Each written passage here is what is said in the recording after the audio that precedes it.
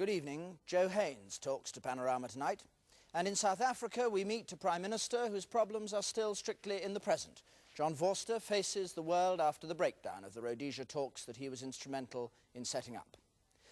The saga of life at number 10 under Sir Harold Wilson ran all last week in the press. And tonight we talk to the man who started it all, Joe Haines. Mr. Haines was hired from the Sun newspaper in 1969 by Harold Wilson to become his press secretary and a close advisor at Downing Street. He helped write speeches and handled relations with the press and broadcasting through 2 periods in office and 3 general elections. Though one could be forgiven for assuming it, his book isn't just about Marcia Williams, his colleague at number 10, who was created Lady Falkender. It also attacks the power of the civil service and especially of the Treasury. Joe Haines talks to Robin Day. Mr. Haines, your book is about the secret use and abuse of power by unelected people. For example, Lady Falkender in number 10 and those whom you call the financial Fu Manchus in the Treasury. Before we come to Marcia, could we see what you have against the Mandarins? Are you seriously telling us that Treasury officials deliberately engineered or manipulated a sterling crisis in the summer of 1975 in order to force on the Labour cabinet a compulsory incomes policy? Well, what I do is outline a number of the circumstances that prevailed in June and July 1975. The Treasury, which is staffed with highly intelligent men, I think believed at that time that in the middle of the worst wages explosion this country's ever known, that there was only one solution and which the cabinet could come to. And they well knew that the cabinet would be reluctant to come to that solution. And that was the introduction of a compulsory incomes policy. Now, all I can do is to quote the circumstances, the belief that some of us felt that the Treasury would go to some lengths to convince the government that a compulsory incomes policy was possible. Well, whatever the Treasury and the bank were doing with regard to sterling, it is surely inconceivable that in such a situation involving hundreds of millions of pounds and the increase in the cost of living, that the Chancellor would not know about what the Treasury were doing. Well, of course, I was not privy, and I never claimed to be privy to all the conversations inside the Treasury. What I do say is that looking at it from number 10 Downing Street, here we had a situation where the Prime Minister had said, forget a compulsory incomes policy, which we were well aware was the principal solution that the Treasury had in mind for dealing with the wages explosion. Having told them on the Friday to forget the compulsory incomes policy, on the Monday, the situation developed to such an extent that a cabinet committee had to come together and consider the possibility of a compulsory incomes policy to be announced the next day. But if the Chancellor, Dennis Healey, the elected politician and the cabinet minister, did know and did approve of what the Treasury was doing, and you say you can't deny that he did, then you have no basis on which to charge Treasury officials for attempting a coup against the Labour cabinet or with secret abuse of unelected power. No, I think I have, actually. Here was a situation. But if the Chancellor knew, then this was the Chancellor's policy. I cannot tell, and I do not know what discussions went on within the Treasury between the Chancellor and his officials. Or the Chancellor and the Prime Minister. What I do know, or the Chancellor and the Prime Minister, because I did not attend those meetings, except I knew what the Prime Minister's view was. What I do know, however, is that on that Monday, a sterling crisis developed. I know, and you will see it quoted in a minute that I sent to the Prime Minister on that Monday evening, I think the 30th of June, that no money was spent in defence of sterling that day to keep it below a level, to keep it above a level, which would prevent a crisis developing.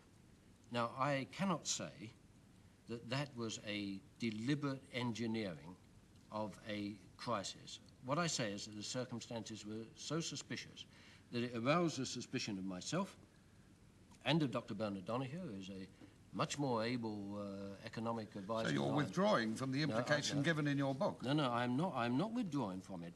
You asked me if I'm saying that they deliberately engineered a sterling crisis in order to achieve that compulsory incomes policy. I say that that's how it looks.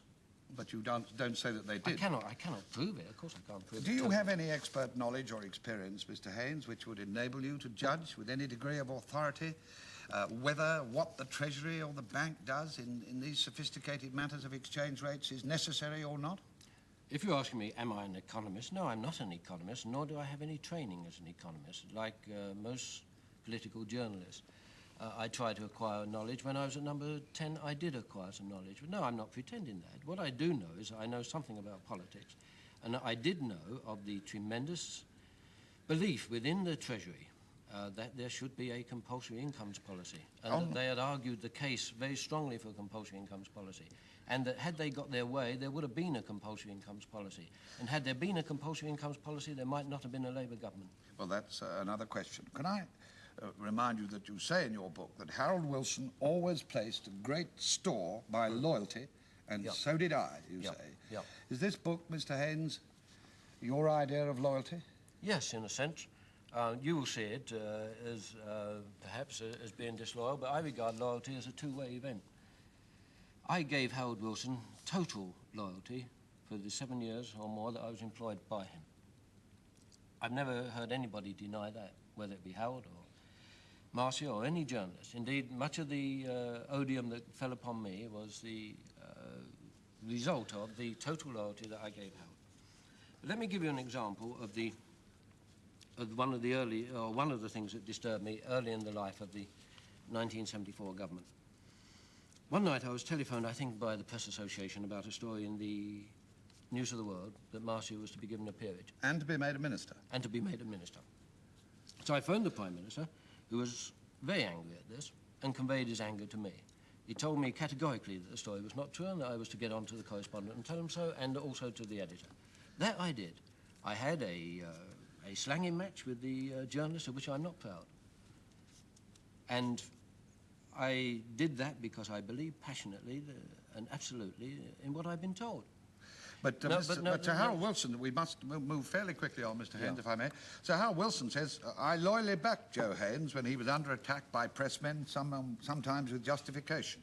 The charge of expecting a corresponding loyalty in return is one I accept. Now, he thinks you've been disloyal. Well, look, I understand that that's his view. But let me go back to the end of this other story first, because it is quite important. I don't want to go into it in I know, too much Robin, detail. but it's quite important, because when a month later he said to me that he was going to make Marcia a life peer, I immediately raised the question of my denial. He then, the thing disappeared. I was carrying the can for that. Yes. And the loyalty had not operated in both ways. But you say in the Mirror this morning that your personal loyalty to Sir Harold Wilson collapsed under the honours list. Yes, finally collapsed under the burden of what you call not merely the honours list, but the appalling resignation honours list. Now, why was that the breaking point rather than the peerage for Marcia Williams? Well, partly because the peerage for Marcia came in between two elections. I knew that there was another election due to come on the 10th of October.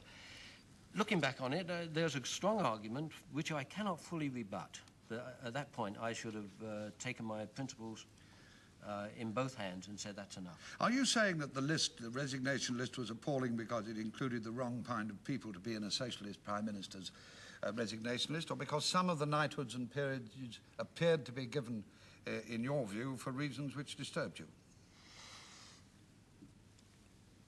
I think that in the first instance, there were a number of people in the list who ought not to have been there. They certainly ought not to have been in the list of a socialist prime minister.